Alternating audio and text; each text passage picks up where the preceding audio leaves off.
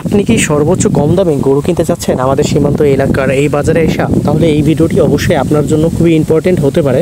তবে এই ভিডিওটিকে সম্পূর্ণ দেখবেন, তারপরে এখানে আসবেন কি আসবেন না সেই ডিসিশনটা নেবেন। এছাড়া এই নাম্বারটি দেখছেন, একে চাইলে আপনারা ব্লাইন্ডলি বিলিভ করতে পারেন, ট্রাস্টেবল একজন পারসন, বা এর মাধ্যমে অনেকে গরু কিনে নিয়ে যাচ্ছে। আপনি যদি চান যে না এর মাধ্যমে কিনবেন, এক্ষেত্রে তাকে চাইলে আপনারা ব্যবহার করতে পারেন। আর যদি মনে করেন যে না একে ব্যবহার করার প্রয়োজন নেই, এক্ষেত্রে তাকে ব্যবহার করার কোনো প্রয়োজন নেই।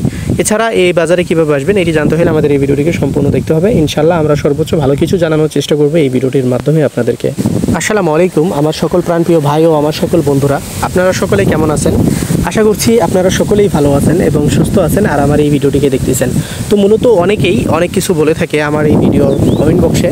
তো বিশেষ করে যারা এখানে আসতে চাচ্ছেন তারা এখানে আসবেন। এখানে আমি যেভাবে ভিডিওটি তৈরি করছি, এখানে কারো আমি দেখা যাচ্ছে যে ওপিনিয়ন নিই নাই, বা কারো থেকে আমি দাম জেনে আপনাদেরকে জানাচ্ছি না, যে কারণে আপনারা আমাকে কোনো ধরনের বাজে কিছু বলবেন। আমি যেটা রিয়ালিটি সেটাই আপনাদের কাছে তুলে ধরি। এরপরও যদি মনে করেন যে আপনি হজম না করতে পারেন, তাহলে আপনি কিন্তু আমার ভিডিওটা দেখেন না। আপনার মতো অডিয়েন্স বিশেষ করে, বা আপনি যদি আমাকে খারাপ কিছু ভাবেন, তাহলে আপনি দেখাচ্ছে না দেখা অনেক ভালো। কারণ এখানে আমাকে ভালোবাসার মানুষ দেখা যাচ্ছে 10-5 জন তো পেয়েই যাব আমার ভিডিওতে। আপনি আমাকে ঘৃণা করেন, কিন্তু 2-4-5 জন তো মানুষ আমাকে ভালোবাসেই, বা 2-4-5 জন মানুষ আমার ভিডিওগুলোকে লাইক করে। কারণ তারা বুঝে বা তারা জানে যে না আমি কোনো ধরনের কোনো মিথ্যার আশ্রয় নিই না। হ্যাঁ, আমি একজনকে রেকমেন্ড করছি, এটা আপনার পার্সোনাল বিষয় যে আপনি তাকে রাখবেন কি রাখবেন না। কারণ অনেকের ওপিনিয়ন থেকে, বা দেখা যাচ্ছে অনেকে আমাকে বলেছিল যে ভাই একজনকে রাখেন না, আপনি একজনকে রাখলে কি হবে যে আপনার যারা আছে তারা আসলে ভালো হবে। তো এইগুলো কারা বলছে জানেন? এইগুলো আপনার মতোই মানুষেরা যারা এখানে আসছে তারাই বলছে যে আপনি একজন স্থানীয় মানুষের নাম্বার দিবেন যাতে আমরা একটু হেল্প পাই। তো এই জন্যই আমি তাদের নাম্বারটা দিয়েছি। আর আমার মধ্যে যদি কোনো খারাপ কিছু থাকতো তাহলে আমার নাম্বারটাই দিয়েই কিন্তু আমি সব কিছু করতাম, কারণ আমার মধ্যে কোনো ধরনের কোনো বাজে ইন্টেনশন নেই। তো যাই হোক, আমি এত কিছু বলতে চাই না। তো আপনারা বিশেষ করে যারা গরু কিনতে আসতে যাচ্ছেন আমাদের এই চাঁপাইনবাবগঞ্জ জেলার শিখগঞ্জ উপজেলার এই গরুর বাজারে, তো চাইলে আপনারা এখানে আসতে পারেন। এই বাজারটির নাম হচ্ছে তৌফিকপুর গরুর বাজার। এখানে গরুগুলো মোটামুটি কম দামে বেচা কিনা হচ্ছে। যারা আসছে তারা কিন্তু বলতেছে। এখন আপনি কোথা থেকে আসছেন, কোন জায়গা থেকে আসছেন, সেটা তো ভাই আমি আর জানতেছি না।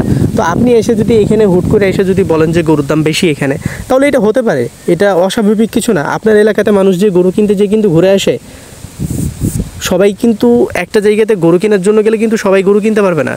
এখানে অবশ্যই গরুর ক্যাটাগরি দেখতে হবে, গরুর চাহিদা দেখতে হবে, যে না আসলে আপনি যে গরুগুলো চাচ্ছেন সে গরুগুলো এখানে আছে কি আছে না, সে বিষয়টা আপনাকে বুঝতে হবে। আর গরুর সবচেয়ে যেটা মেন বিষয় সেটা হচ্ছে আপনাকে গরু সম্পর্কে জানতে হবে। এখন আপনি এই গরুগুলোকে যদি বলেন যে আপনি 25,000 টাকা মন করে কিনবেন, তাহলে কি সম্ভব?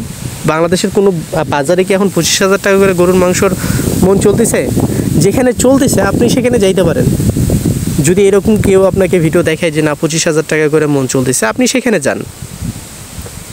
আমি এখানে ভিডিও বানাইতেছি, আমি ব্লগিং তৈরি করতেছি, এটা আমার হ্যাবিট, এটা আমার প্রফেশন, বা এটা আমার নেশা বলতে পারেন। এখন আমার এই নেশা থেকে আমি এই ভিডিওগুলো তৈরি করে থাকি। আমার ভিডিওগুলো আমি আমার মতো করে দেখা যাচ্ছে আপনাদের সামনে রিপ্রেজেন্ট করে থাকি। আমার কিছু অডিয়েন্স আছে যারা আমাকে পছন্দ করে, তারা আমার কথা শুনতে পছন্দ করে। ভিডিওতে কী বলছি না বলছি সেটা বড় কথা না, তারা কিন্তু আমার ভিডিওগুলো দেখতে পছন্দ করে। দ্যাটস মিন আমি এই ভিডিওগুলো মেক করে থাকি। আমি এখন যদি বলি যে এই এলাকার বাজারটিতে বা আমাদের এই এলাকার বাজারগুলো থেকে আপনাদেরকে গরুর দামগুলো জানাবো, তো আসলে কি আমি আপনাদেরকে সঠিক ইনফরমেশন দিতে পারবো না? আপনি নিজে একদিন প্র্যাকটিক্যালি ক্যামেরা ধরবেন আমাদের এখানে আইসা, ক্যামেরা ধরার পরে গরুগুলোর দাম জিজ্ঞেস করবেন যে না আসলে কত দাম দিয়ে বিক্রি করছে, আর এবং একটা গরুকে জাজমেন্ট করবেন আপনি যে এই গরুটার দাম কত চাইতেছেন, কত হলে বিক্রি করবেন। তারপরে দেখবেন যে গরুটা আসলে কত দাম দিয়ে বিক্রি হয়েছে, কে কিনতেছে এবং গরুটার কত দাম বেশি চাইছে। তো এখানকার মানুষগুলো প্রথমত প্রতিবেদন বুঝে না। আপনাদেরকে আমি বারবার বলেছি প্রতিবেদন বুঝে না, তার মানে সবাই না। আর যে মানুষগুলো বুঝে সে মানুষগুলোকে কিন্তু তাদের কাছে আমাকে বিক্রি হয়ে যেতে হবে। কারণ কি জানেন? কারণ তাদের কাছে যখন আমি ভিডিও করতে যাই, বলে যে আমার নাম্বারটা দিবেন, আমার নাম্বারটা দিয়ে এখানে গরু কিনতে পাঠাই দিবেন, আমার কাছে পাঠিয়ে দিবেন। আমার কাছে অনেক গরু থাকে, আমি অনেক গরু কিন্তু কালেকশন করি। তো এরকম আমি কিন্তু আগে করছি, করার পরে দেখি যে তাদেরকে নাম্বার দিলে অনেক মানুষ আছে ভাই যে মানুষকে বিশ্বাস করে ফেলে। আপনি মানুষকে বিশ্বাস করেন না, সেটা আপনার ব্যক্তিগত বিষয়, কিন্তু অনেক মানুষ আছে যে সামান্য একটা কথার কারণেই বিশ্বাস করে চলে আসে।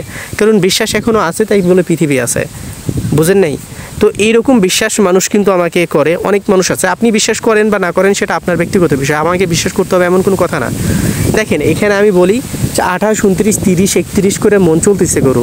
এখন 28 কোনগুলো, 27 কোনগুলো, 29 কোনগুলো, 30 কোনগুলো, 31 কোনগুলো, এটা কি আপনি বুঝেন না? আপনি যদি গরু সেক্টরে কাজ করেন, এটা তো আপনার বোঝার কথা, বা আপনাকে বুঝতে হবে যে কোন গরুগুলো কত দাম দিয়ে চলতেছে।